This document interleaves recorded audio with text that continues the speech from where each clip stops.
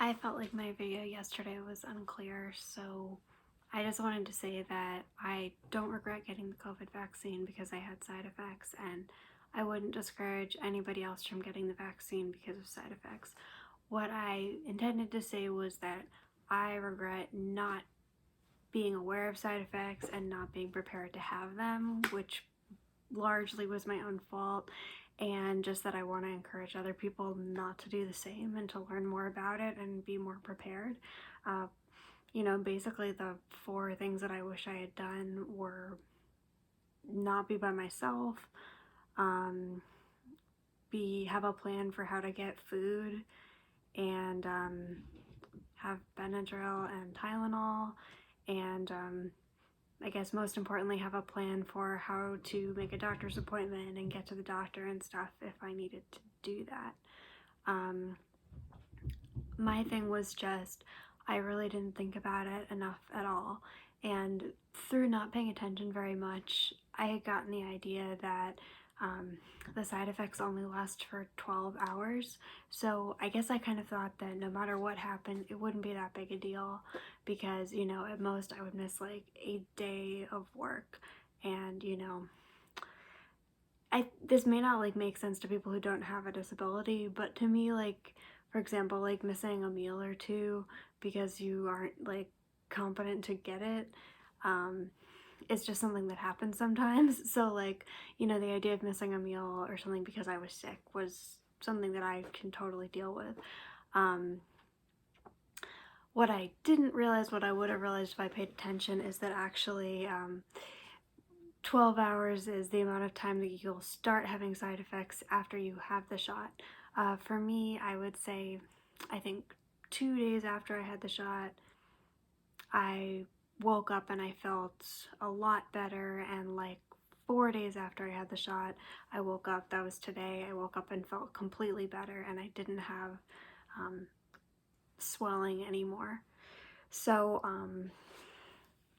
yeah, my, I guess, typical symptoms that I kind of had expected to have were a bad fever and chills and body aches. These things weren't, they were obviously frustrating and I wasn't feeling well and I wanted to stay in bed. The big reason they were a problem was just because I hadn't really prepared myself for the fact that I would be having those things for a while, and I hadn't really prepared food, and I really should have just been staying with somebody else who could have helped me with that stuff. Um, I just hadn't really thought about how long it would be that I would be feeling really miserable and would be having trouble doing anything. And then the other problem is because I had an unexpected side effect, I didn't really have a plan to contact a doctor or even, try to figure out if I needed to go to the doctor. And because I don't drive, and it can be a lot harder to take public transit or figure out how to get somewhere when you're already sick and feeling bad, um, I just felt very overwhelmed by the situation. Um, to recap, because I'm going to delete my other video, in addition to those other symptoms, the day after my shot, I woke up with my eyelids extremely swollen. Like, it's kind of hard to even convey how weird I looked. My eyelids were just like poking out like this much from my face, and I couldn't open my eyes all the way. Um, and the thing is, I didn't have swelling anywhere else, not even on the bottom of my eye, just on my eyelids and like right above my eyelids. So, the thing was, because this isn't like a typical side effect, fortunately, a friend of mine was able to help me because I wasn't really able to call anyone myself. She called the vaccine clinic, and they were concerned just because it's not a typical side effect and it sounds like something that could be dangerous. So they had me do a video visit with a doctor, and she thought the same thing, that, even though having swollen eyelids isn't dangerous, if I started having swelling in other places, obviously, if my throat was swelling, I could suffocate. So that's when it became something that, like, I had to keep more of an eye on, because she wanted me to get an EpiPen and be prepared to give myself the EpiPen and call 911 if I needed to go to the hospital. Um, this was the point where I ran into a really big problem, which is that because I was getting the vaccine from a hospital system that isn't my insurance, And basically, a lot of my problems with getting the vaccine have come from the fact that, I chose to get the vaccine from, the provider that had it available the quickest when I was trying to find an appointment. And it turned out that this provider wasn't really prepared to give the vaccine to people that weren't their patients or employees. Um, they were offering it to anybody who's classified as a healthcare worker, which includes me, but there have been a lot of ways where things didn't really work for me to schedule my appointment or even get into my first appointment, and a lot of stuff just because they didn't really have a plan for how to deal with people who weren't already part of their system and like weren't their patients. So unfortunately, what happened at this point is I'm pretty sure that I'm going to get hit with a really big bill for seeing this doctor because obviously she wasn't on my insurance. She's works at this other hospital, and then she wanted me to have an appointment the next day, which I went to, and I'm probably going to get hit with a really big bill for that too. And because I was so sick, I couldn't really since I hadn't prepared and thought about the fact that this was probably going to be an issue if I had to see a doctor. I really should have foreseen this, but unfortunately I didn't, and at the time I was just too sick to really figure out how to see a different doctor at this point when they were trying to send me to a doctor at this hospital. And so I'm probably going to have to pay a lot for those visits. And also, I just didn't get the EpiPen at all because it would have been really expensive out of pocket, and it was prescribed by a doctor who wasn't on my insurance, obviously. So that was the moment when I felt the most scared and overwhelmed, because it's true, the doctor told me, it's probably, you're probably not going to swell up in your throat, because they kept asking me, do you have any trouble breathing or any respiratory symptoms, and I didn't have anything going on like that. But just because I was swelling in one place and there wasn't an obvious explanation, it was worrying that I might start swelling up somewhere else. So even though it wasn't likely, I was being told there was the possibility that I could be in a life-threatening situation. And if that's the case, obviously you want to be able to buy the medication that would save you in that situation. But because it wasn't on my insurance, it was so expensive that I was kind of in this state of agonizing about whether it was worth it to buy it for a situation that would be life-threatening but not very likely to happen. And it was a really horrible situation to be in.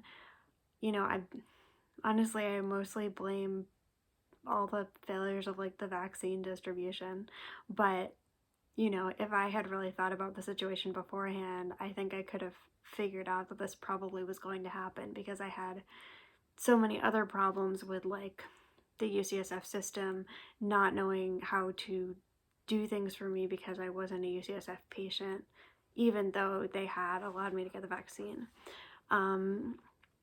So yeah, I guess I just really wish I had thought about this all beforehand and planned how to see a doctor, figured out what I would do if I needed to see a doctor, because it just had never occurred to me that I might have side effects that I would need to see a doctor for, and that being sick, it would be hard for me to figure out what to do in the moment, and that not having made a plan to have somebody with me in person when I was having side effects, there might not be somebody to help me get anywhere that I needed to get, Um, yeah, I think that's pretty much what I wanted to say. I'm just gonna refer to my notes. Yeah, I just decided to sit down and make some notes today because after I made my last video, I felt that it possibly came off badly. My intent wasn't to be oh, I had such a bad experience getting the vaccine is bad, you shouldn't get it. You should definitely get it. It's just I feel that this maybe isn't being talked about enough, or just that, like me, you just may not take in all the information until it's too late. That's all. One thing I do want to say, I just want to bring this up because I often see people saying things like the vaccine isn't that effective, or after you get the vaccine you can still spread COVID to people. I think this is a really harmful misconception that comes from kind of bad messaging about the vaccine from the media and from some public health experts. If you actually look at any article that starts with like a clickbait title, like why we'll still have to social distance after the vaccine, or like, you know, why you might still be able to spread COVID after the vaccine, or like why you still have to wear a mask after you get the vaccine. It probably doesn't say what the headline implies, and you won't really find any evidence that you can still spread COVID after getting the vaccine. They didn't specifically study that when they were developing the vaccine, but it would be unlike pretty much any other vaccine if you could somehow not be infected but still spread it to other people. When they emphasize, oh, the vaccine isn't totally effective, you know, not only do they say it's only 95% effective, which is actually more effective than a lot of vaccines, but the remaining 5% includes like any case of COVID, like including really mild cases. I think like everybody in the test group, like nobody got a severe case. Like the 5% who were still able to be infected got a milder case. So it's really an amazingly effective vaccine. My read of the situation is that the reason a lot of media and health experts are doing that kind of messaging is, well, for two reasons. First of all, I think a lot of people kind of aren't really paying attention to the fact, like, you know, for Moderna and Pfizer at least, like you have to get 2 shots, and then you have to wait 2 weeks after the second shot to be like fully vaccinated as you can be. And because of that, a lot of people kind of think that after you get your first shot, you can just kind of do whatever, you know, because I've heard people say things like, oh, the vaccine doesn't work because I know somebody who got COVID after they got their shot. And it's true that you're not immediately vaccinated right after you get the first shot, but if you are being irresponsible after the first shot, that's really like a lack of understanding about what it means to be fully vaccinated. It doesn't mean that the vaccine doesn't work. And actually, a lot of these articles with the misleading titles that are saying, oh, you have to wear a mask after you're vaccinated, what they really mean is like you have to wait until you've had 2 shots and you've waited long enough. Not that you just have to keep wearing a mask forever because the vaccine somehow doesn't work. You know, I just find this frustrating because it's obvious that wearing masks and social distancing and all of that stuff is tough for everybody. And to me, it feels like it's kind of creating this doom and gloom attitude where people aren't recognizing the vaccine for as important as it is, because people think they're being told that even after you get the vaccine, like so many of the difficult things about life are not going to change when they really are.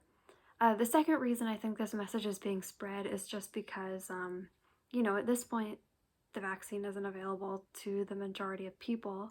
And especially when this was being spread, when the vaccine first came out, you know, even people like me who are supposed to be in group 1A, like a lot of us couldn't even figure out how to get it. It wasn't really being made available to even us yet. So the thing is that I think they just didn't want people to throw caution to the winds and act like everything is over because the vaccine had been created, because once it actually would take until most people had been vaccinated until, you know, you would actually see society look like it was going back to being normal. Like, you know, let's say that like after I've waited 2 more weeks, I technically don't need to social distance anymore. That doesn't mean that society is going to go back to normal just for me. Like, everyone is still going to have to follow the same rules because most people aren't fully vaccinated. And you know, I think there's an obvious problem with, you know, some people being vaccinated and some not.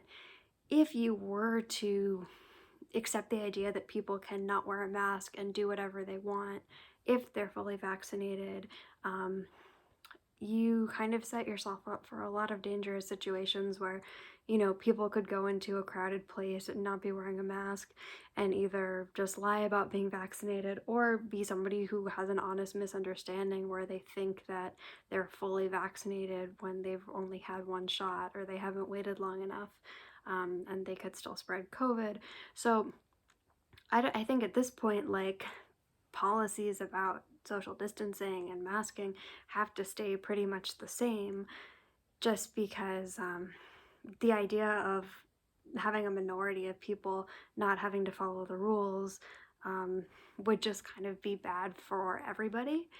But I think, unfortunately, when people have been saying stuff like this and saying, oh, we'll still have to keep social distancing for a long time even though we have the vaccine, unfortunately, I think it's kind of coming across as telling people, like, oh, the vaccine doesn't actually work, like, and that isn't the case, you know? Like, if a bunch of people who were like fully vaccinated for weeks wanted to go and, like, you know, have like a secret dance club and just like do all the most unsafe things together, I think that would technically be safe. It would just be kind of a shitty thing to do to everybody else. And you know, I think that's why they don't want people to do stuff like that. um I think that's pretty much all that I wanted to cover. I feel that like most people are too negative about the vaccine, not too positive. And I don't mean to be negative about the vaccine by talking about side effects. Um, it's just that I wasn't really prepared for them, and I just want other people to take them more seriously, because, you know, it sucks if you need to go to the doctor and you don't have a plan for how to go, or you end up paying a lot because you didn't really plan how to see a doctor on the correct insurance. That's no good. So, I just wanted people to think about it before they get their first shot, but especially before they get their second shot, because this was my second shot, and that's when a lot of people have been having worse side effects.